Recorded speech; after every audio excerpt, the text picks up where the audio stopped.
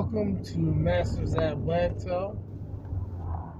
I wouldn't call this an inspirational story, but I was on my way home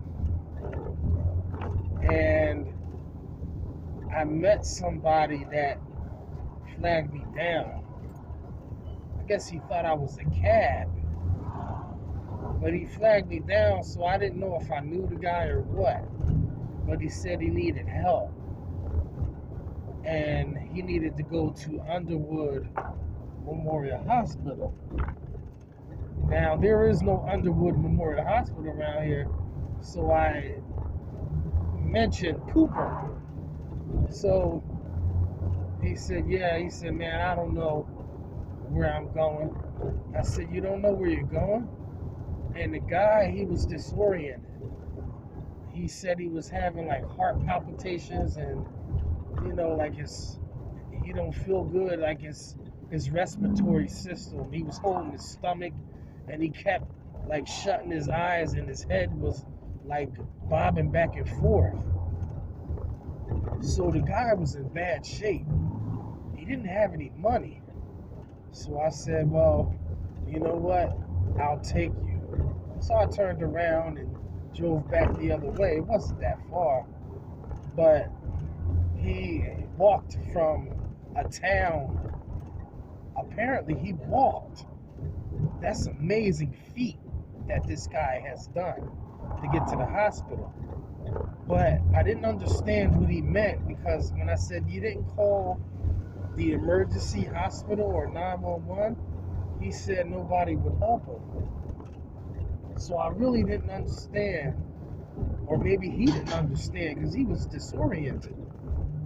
So I said, well, he walked.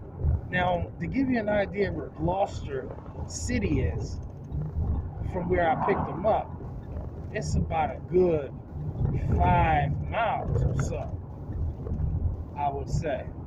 Now, I would say about 3 or 4 miles. So this guy walked 3 or 4 miles before he got to me. All right? So that's pretty extraordinary. And when the Lord reaches out to help one of his peoples, something that he created, we're all under his creation. When he reaches out to me to ask me for help, I don't look at him as asking me. I look at the Lord as asking me, because I should have compassion and care for my fellow man. If somebody truly needs help and they don't have money, it's not always about the money. This guy really needs help and he should get it. Now, an actual cab guy probably wouldn't have taken that guy, and that's a shame. I can't say that public transportation would turn its back on him. I would like to think that they wouldn't. But this time of night, he's lucky if he gets a bus anytime soon. He could die on the streets.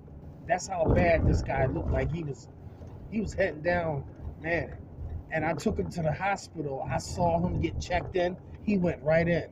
So his story was true. You can't automatically assume that somebody has an ulterior motive. It's just not good to assume that. So I did the right thing, man. And I feel good about that. I just felt as though I should share that for those who turn your back on someone who asks you for help. Even if it doesn't mean they're asking you for money. If they're not asking you for money and it doesn't make an inconvenience on your life, I don't even want to say the words that I want to say, but you got to change your mindset. You got to start helping those who in need. Stop being so selfish. Stop being all about you. It's not always about you.